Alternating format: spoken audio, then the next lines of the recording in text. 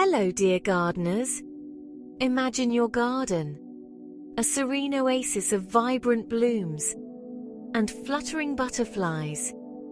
Today, let's delve into the joy and happiness that butterflies bring to our gardens.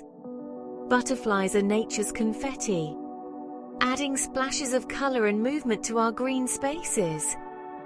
They aren't just pretty to look at. They play a crucial role in pollinating flowers. This means more blooms and a healthier, more vibrant garden.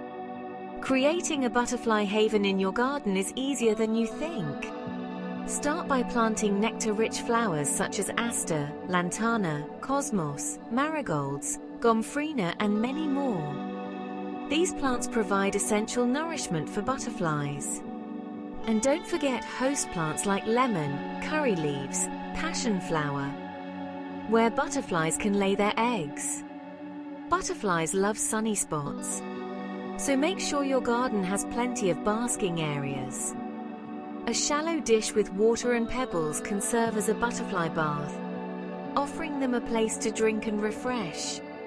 Watching butterflies dance from flower to flower is a simple pleasure that brings a sense of peace and joy.